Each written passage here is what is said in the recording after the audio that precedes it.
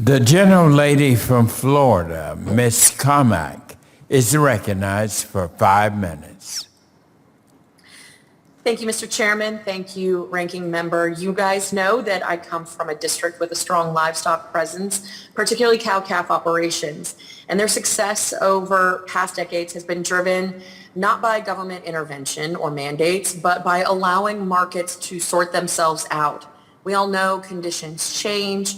We know through natural market fluctuations or even through unique, unprecedented events like COVID-19. Hey, ready, Chandler? Our producers, I think someone else is on. Excuse me, Ms. Cammack. Let me remind members, please unmute and mute if you're not speaking. Thank you. Thank you, Mr. Chairman. Point being that the markets work, and they work best with as little government intervention as possible. Producers like those I've met with cow-calf operations in Florida share concerns that any attempt to intervene in their ability to make their own transaction choices will prove harmful to their long-term success. So, Secretary Vilsack, appreciate you being here today. As you know, cow-calf operations, cattle producers, and packers enter into various marketing agreements to ensure that a supply of cattle that meet certain specifications, breed, genetics, antibiotic and hormones use, and others that are frequently tied to branded products or retailer requirements. These specifications allow producers, packers, and retailers to differentiate their products in the marketplace and meet consumer demand. Now, courts have long upheld the harm to competition standard in USDA's packers and stockyard rules. However, recent proposals by USDA, your department, could see that standard eliminated. Now, if that were to happen, it would, one, open up a floodgate of litigation, two, potentially limit choice for consumers, and three, limit the opportunity for producers to obtain premiums for their cattle.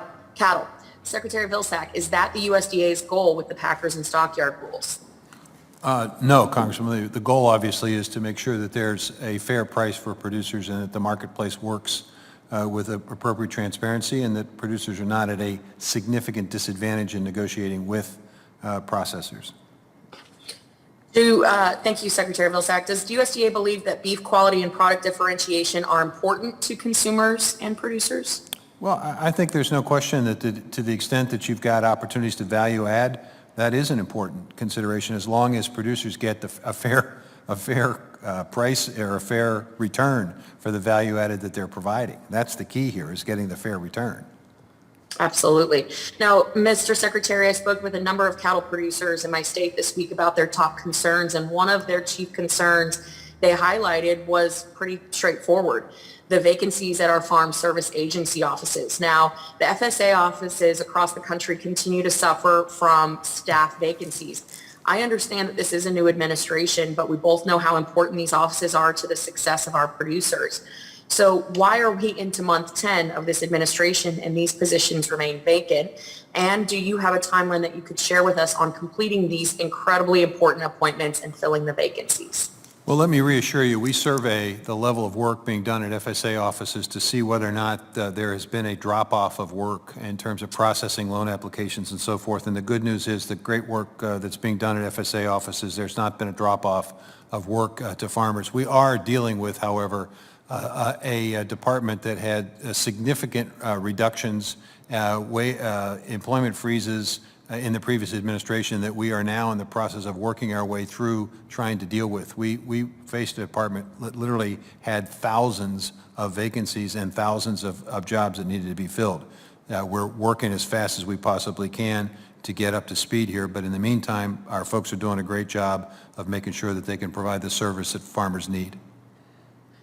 Well, Mr. Secretary, I have information that is contrary to your statement about the level of efficiency within the FSA offices. And I know in a state like Florida that is, a top 10 state in total agricultural output, we have agriculture as our number one economic driver. The fact that we do not have these positions filled is a huge issue for states like ours. And I would love to continue that conversation offline. But in the interest of time and the fact that I only have 34 seconds left, I do want to get to a final question. And of course, if you could detail this into a report back to us in the coming weeks, I sure would appreciate it. Have you been communicating, Mr. Secretary, with the Department of Homeland Security, working with your counterparts and other agencies to ensure that there is a cohesive, effective response to preventing African swine fever from entering the United States through our ports in Florida and elsewhere? This is a concern that we have seen here recently in the news, and we want to ensure that this is at top of mind. My first call was to Secretary Marcus on African swine fever. So, yes. And would you be willing to detail that, the conversation and the plan in a report and a The follow-up? lady's time has expired.